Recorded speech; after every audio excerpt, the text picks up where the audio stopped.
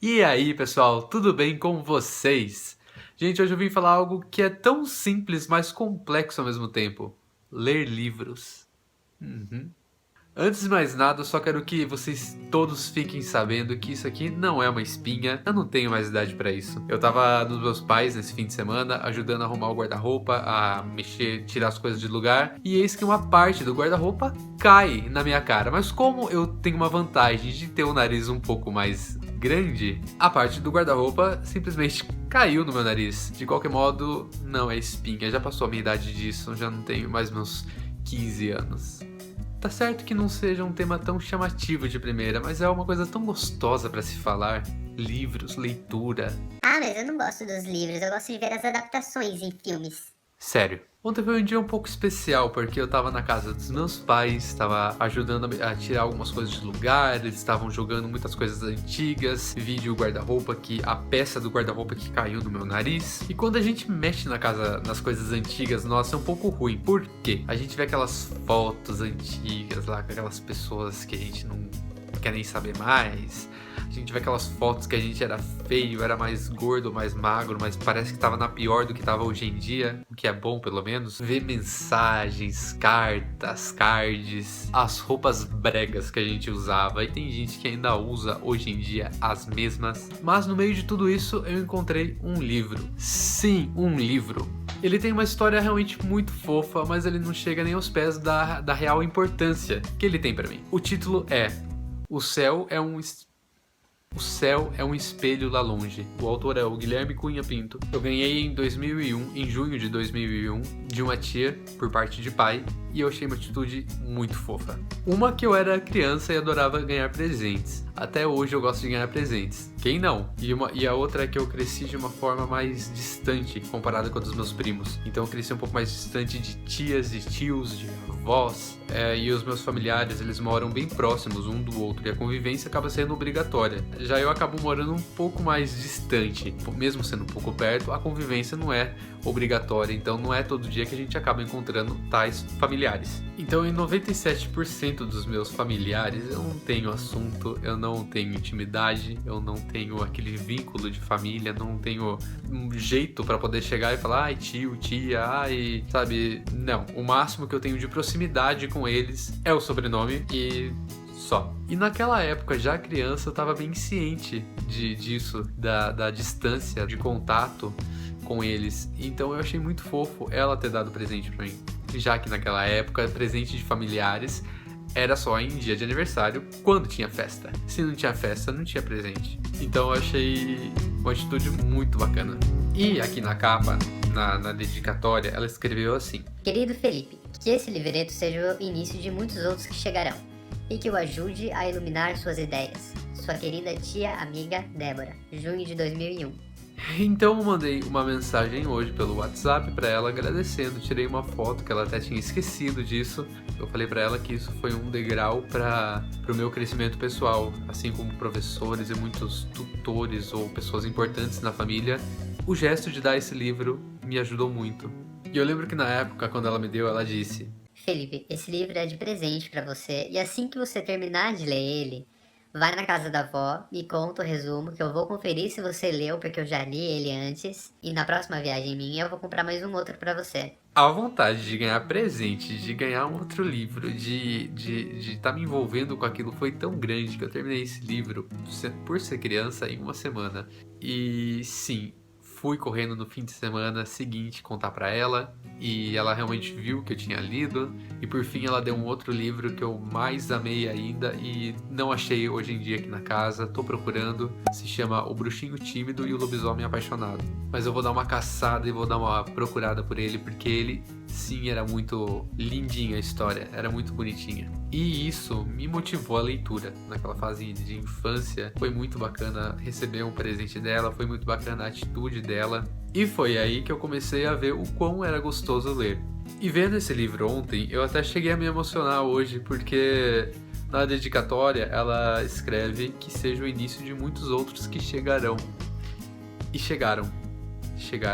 Não é uma coleção tão grande como vocês estão vendo, mas é uma coisa que eu guardo com muito carinho, que eu tenho muito carinho por eles. Eu digo que é como se fossem meus filhotinhos, meus bebês, minha coleção. E nem sempre tem como ficar comprando mais e mais coisas, dada a crise, dada a falta de dinheiro. E ler o livro na infância, a partir da infância, foi muito bom pra mim. Muito bom, porque isso aumenta a nossa criatividade, expande a nossa mente e a gente vê que o céu é o limite. Ainda mais eu que tentei fazer faculdade, que de muitas coisas na vida. Gastronomia, fotografia, psicologia, pedagogia, fisioterapia, arquitetura, letras, artes e cinema. Cinema. Meu sonho ainda é poder dirigir um filme, tá por trás das câmeras, poder comandar aquilo.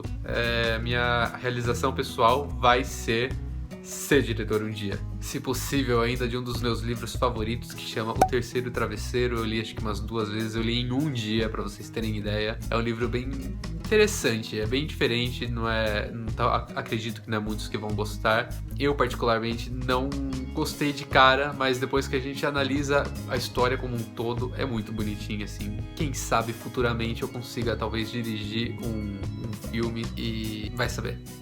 Mas de todo modo, cada livro que eu recebo, cada livro que eu começo a ler, eu vejo eles como um trabalho. Um script, da primeira página até a última. A minha imaginação toma conta e bora colocar a criatividade em trabalho. Imagino ângulos, personagens, as cenas, os cenários. Cara, é uma lista sem fim. E eu me divirto com isso. E isso é o bom da leitura. Eu até confesso que nos últimos tempos eu não tenho lido, mas tô colocando em prática de novo. E eu cheguei a ganhar um Kindle de uma das pessoas mais bacanas e boas que eu já conheci na minha vida, Adriano, cujo tem alguns relatos também, e eu comecei a ler por lá. Só que, pra falar a verdade, leitor digital não é nem um pouco a mesma coisa que o livro físico. Então eu tirei um certo proveito disso, aquele custo-benefício.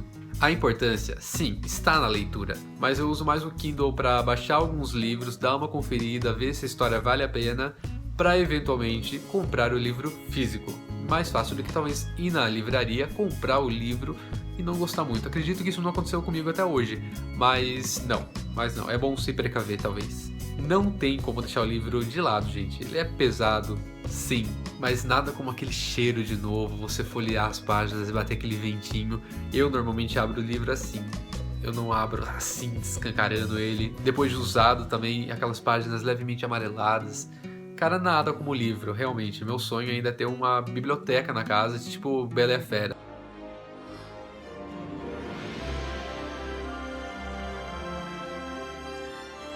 Então, os livros acabam sendo bem únicos, sim. Quando eu era criança, na verdade, eu participei de um concurso de jornal na cidade vizinha e ganhei esse livro aqui. Ele é super caprichado. Olha as ilustrações. Não sei se alguém tem ele. Eu lembro que fiquei até um pouco putinho na época, porque eu falei, não é Disney e eu não quero ler. Pura ingratidão, né? Aí eu li com o passar do tempo, comecei a ver as ilustrações e a riqueza de detalhes que tinha nelas, e foi um dos meus livros favoritos. Fora os livros que viraram filmes também, que são muitos. Tem Harry Potter, Saga Crepúsculo, cujo especial eu já tô planejando há um tempo.